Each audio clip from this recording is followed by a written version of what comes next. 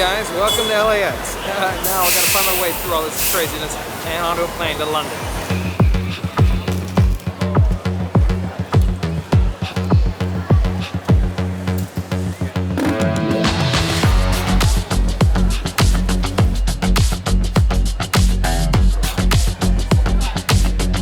All right, here we go. Now we're going on to the plane.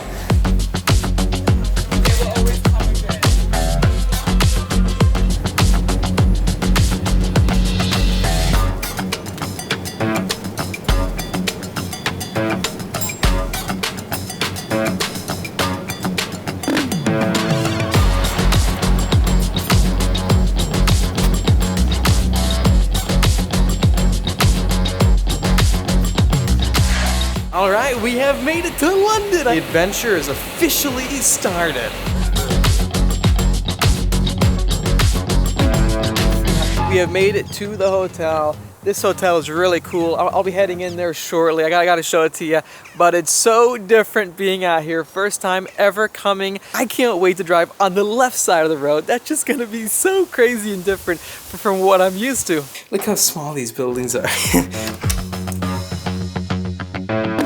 All right, well, this is it. Good morning, everybody. Good morning. It's about 5 a.m. right now. We're right in front of the castle almost. Today's gonna be very exciting because shortly I'll be heading to the McLaren headquarters to check out their factory. This is where they build the McLaren streetcars. All McLaren streetcars come from Woking, which is about, I'd say, 5-10 minutes away from me right now. I just can't believe what we're gonna be doing. I'm very curious to find out what this place truly looks like. McLaren says they're a technology company.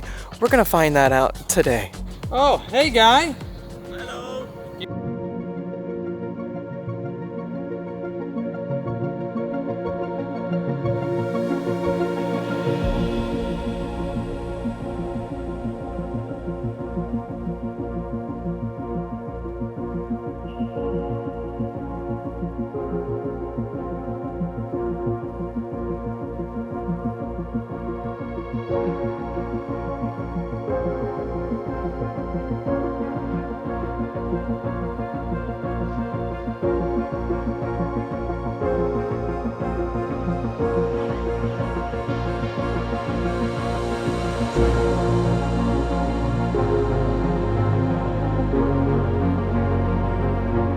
All right, well, this is it. We have made it to McLaren's headquarters. This building looks surreal in person. I can't believe we're finally out here to check out where these cars are made, the home of McLaren. And right here in the middle, right there, is the 60th anniversary logo spinning away because they are celebrating 60 years for McLaren. In this facility is not only where they produce and design these new McLarens, but it's also the home of Formula One.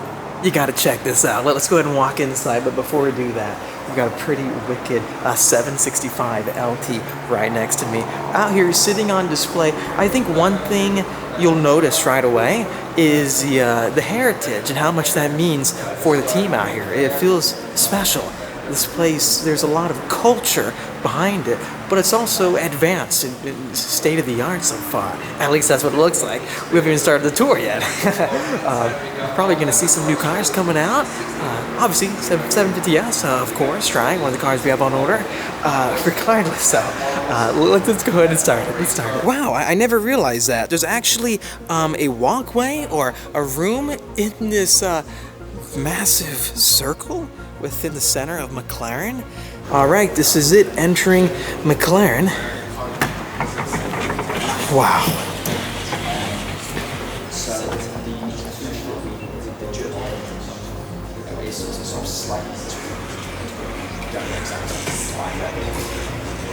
Walking to the left, in front of me, we have the Solus GT. This vehicle, it takes what like the Senna is and brings it to the next level because it's got 830 horsepower, but instead of the traditional turbocharged V8, this has a 5.2 liter naturally aspirated V10. And with that V10, it produces 830 horsepower. The number one thing that I want to highlight regarding this car in front of me is how lightweight it is. It's just over 2,000 pounds. All right, so this is one of the specking rooms within the facility. Really cool being in here because they have an Artura on display, and for Ultimate Series customers, if the opportunity comes up, you can come out here to spec. And down below, look at that. The rotating center panel is carbon fiber. I've never noticed that with any other collection before. This is how you got to do it. So maybe take some design cues from McLaren out here. You want to smile for the camera, show off the way you're going to spec one of these out with the colors, Daniel? Of course. You guys got to check out Daniel's media outlet. I'll have it linked on the screen right here. He's from Sweden, so it's really cool getting to meet him out here. As he just stated to me just now off camera, his team invented the moose test, right? We were the ones flipping over the A-Class back in 1998. It was him. Similarly to how I did my MSO spec session for the 750S, they show off all the colors you get to choose from when it comes to ordering a new vehicle. I think, is this vermilion red? There's so many metallics of each shade of color: blues, greens, reds, oranges. Orange is my favorite, and I think I can spot the color we got right there. Papaya Spark, is it? Yep. We got Papaya Spark with Burton Blue accents. Hopefully the car gets built soon. One really cool thing to point out, and you'll notice if you're a McLaren owner, the Bowers & Wilkins sound system you see right here is the same style that you get in the McLaren cars. So in my 600 LT, this center speaker right here with the top portion, I forgot what it's called, the layout itself, but this is exactly what you'll see in the actual production cars.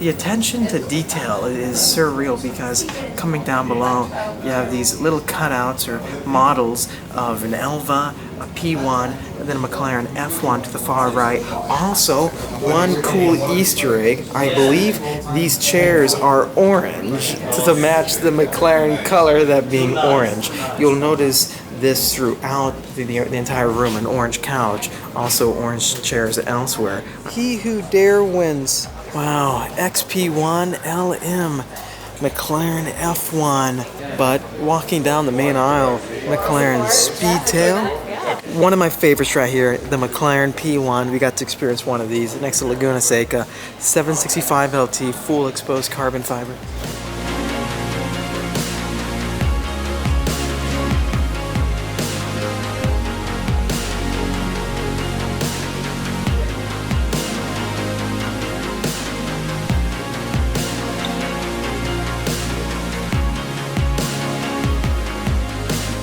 Out next to the water, it's really interesting the way this building is laid out because further down you have different departments laid out equally throughout. So down that way you might find automotive. Then to my right is F1. I won't be filming that because not allowed to. They're working on upgrades right now. But then to my left you have a cafeteria where you can eat lunch for lunch break, I guess. And then down below is a break room. There's Lando Norris right there. And so is Oscar, just walking around. I think they're enjoying all the exciting news right now. The last F1 race resolved. One really cool fact is that the trophies are owned by the team. So the driver, again, races for the team, but McLaren actually gets to keep the trophies. So any championships or race wins, they get to list them on the wall for the pride of the company. Okay, now we're in the corner of the McLaren facility. We're about to go check out the production area. Unfortunately, we won't be able to film that because it makes sense where they build the vehicles. But one last thing to really show off in front of me is a fully Lego-built McLaren Senna. Yep, a fully engineered McLaren Senna. They did a really good job, actually, even to the colors all throughout, having the orange and the two-tone accents, even for the Senna seats, actually. Look at that shot right there. That is a pretty one-to-one finish. All right, so check this out. To my left, as you can see, McLaren Production Center. That's going to be down this way. It's really shocking how all these facilities are all interconnected. So then you have the racing team, the F1 team, and the production team being able to communicate with each other on a daily basis. I know not everything applies from F1 to the street, but they can learn from all of the racing development and apply all these types of innovations over time for the street cars. The hydraulic link suspension at times, even the active aerodynamics. It's really stunning. But up here, I'll have to turn off the camera shortly. I'll let you know my thoughts on it right after, because soon our 750S will be built. Hopefully, we shall try to talk to the team and find out when that'll happen. So for the walkway all the way to the production center, you have all these F1 cars laid to the left. I mean, it goes all the way down. Here's a saying that McLaren says a lot, and it makes a lot of sense now coming out here. They build race cars for the road. Other brands build street cars first, then track cars, then race cars. These guys build race cars first, then they build the street cars.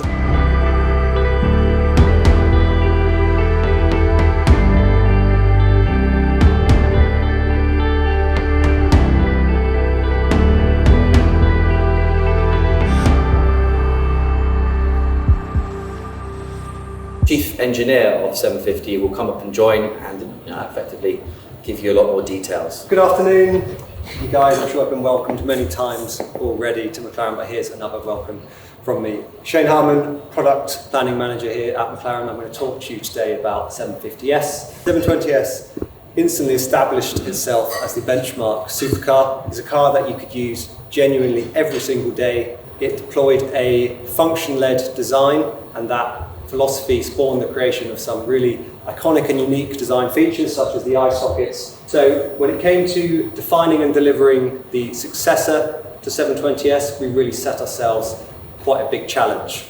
And we had a really clear mission for the successor to 720S, and that was to essentially raise the bar that we'd set with 720S and to deliver a new benchmark to the supercar segment.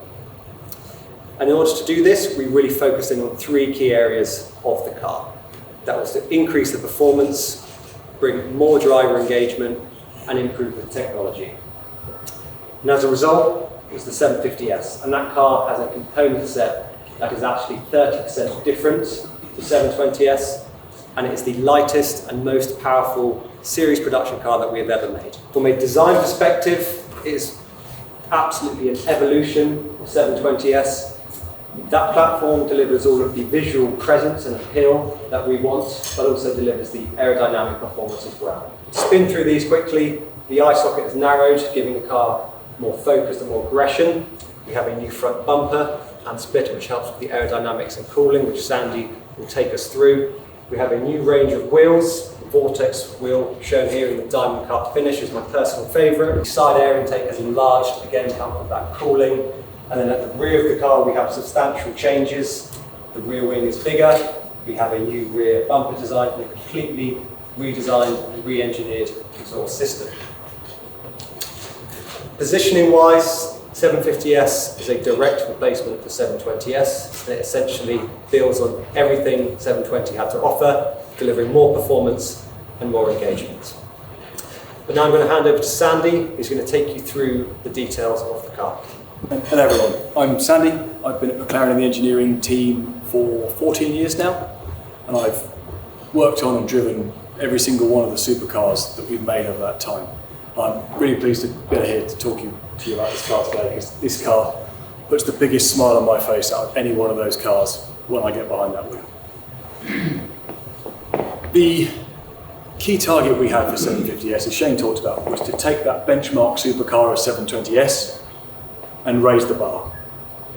From a dynamic point of view, we really wanted to focus on improving the agility, the feel, and the sense of connectedness for the driver. What we wanted to do was take some of the fun factor that has become so synonymous with our LT family vehicles and feed some of that into the 750S. We have evolved our proactive chassis to the next generation. To do that, we've evolved the twin valve dampers, we've widened the front track, we've used a combination of algorithms and hardware to deliver the attribute performance we need to deliver superior roll control, ride comfort, and that sense of agility I spoke about a minute ago. Together, all these things help us deliver that core 750S driving feel. We've tuned the base wheel to be the lightest wheel we've ever released on a production vehicle. We've also allowed more tyre options than ever before as combinations to give the customer the opportunity to really choose what they need for their driving experience. Having the P0, the P0 Corsa and the high performance Trofeo are all available from factory fit. From a braking system, we've enhanced the pedal feel, the consistency and the modulation by improving the brake booster and adding a vacuum pump to improve continued performance on track and real consistency for that driver all the way through the track driving lap after lap. We have an optional track brake upgrade derived from the McLaren Senna that provides a monoblock caliper for those customers that intend to track their car frequently and would like even better performance for that. We've got the active rear wing. This increases downforce and stability, but also with it working as an air brake, it does increase that braking performance as well. Shane talked about the level of content change we've made over here. We had a revolutionary approach to aerodynamics on 720S. So for 750S, we made the decision that what we wanted to do was just push that even further and find even more benefit in that design philosophy. To that end, we incorporated the lower part of the bumper into the upper part. It enabled us to channel even smoother air into the front LTRs, and it enabled us to work on the front splitter to extend it slightly for that front downforce. Now, people really like a big number when we talk about downforce, and to say we are X% bigger.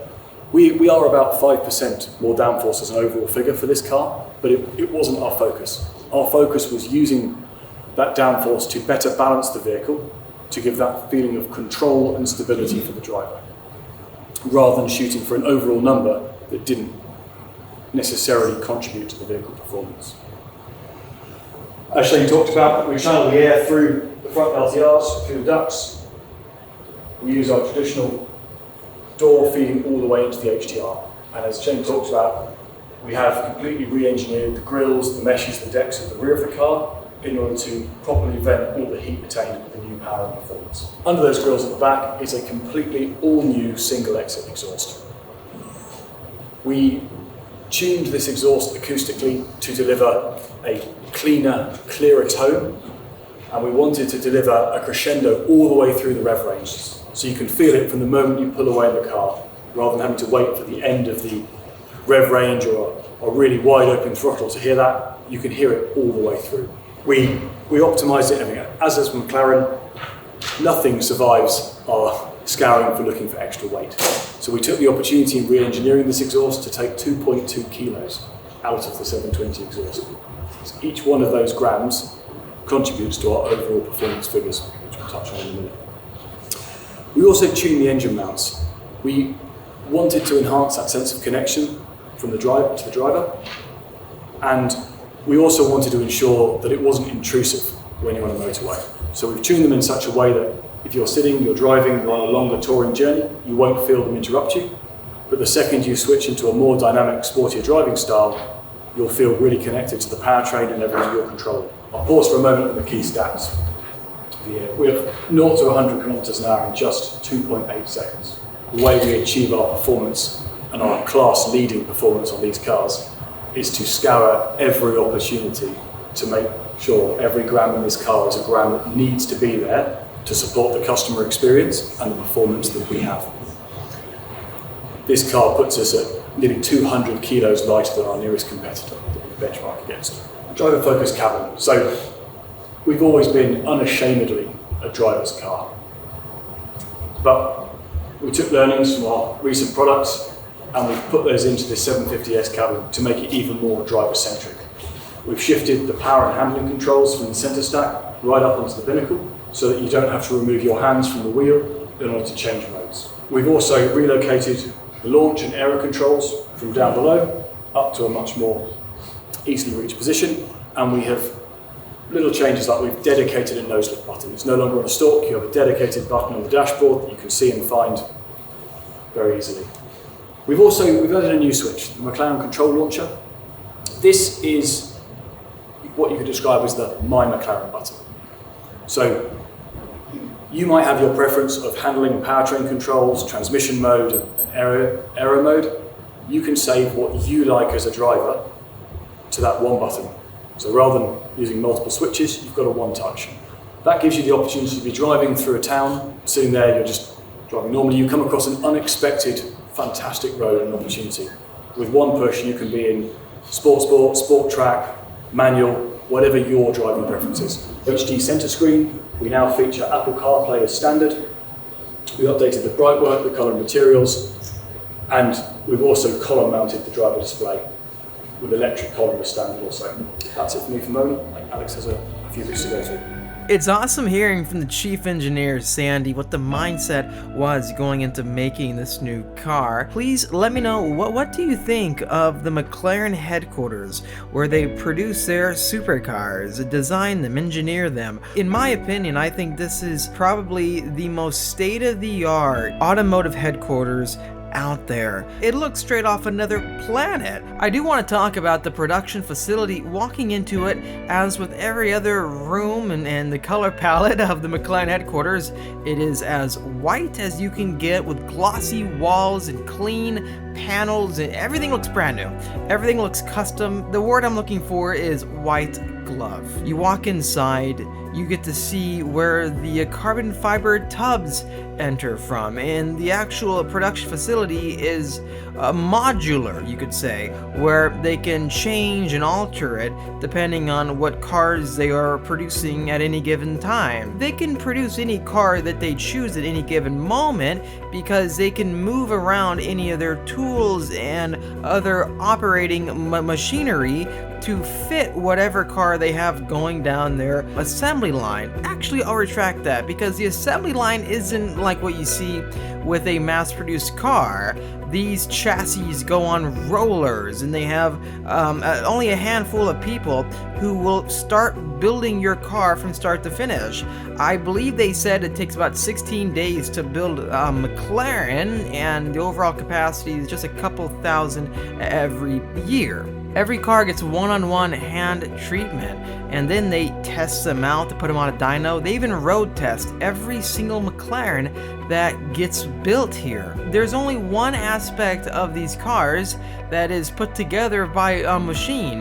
That is the entire roof panel assembly. Other than that, your entire McLaren is hand-built exactly to your liking, straight out of a video game almost. Lastly, the production facility isn't massive. The production facility is small. It feels tightly knit, where there's an attention to every detail on every car. I'm curious to find out what the future beholds for McLaren, especially with Michael Leiters, the new CEO, because after our talks with him, he has made it very clear the focus on quality they are trying to instill from their cars here on out. If you enjoyed this video, please hit the like button. Stay tuned for a lot more action from the United Kingdom during our trip to Goodwood. We're just getting started. Stay tuned for tomorrow for the next episode in the journey. Yes, I drive on the opposite side of the road in a McLaren, and here's a quick teaser for that. Make sure to hit the like button again and subscribe. While you do that, hit the notification bell so you do not miss a single video. Comment down below your thoughts on our exclusive sneak peek of the headquarters with the production facility. Thanks again. I'll see all of you in the next episode.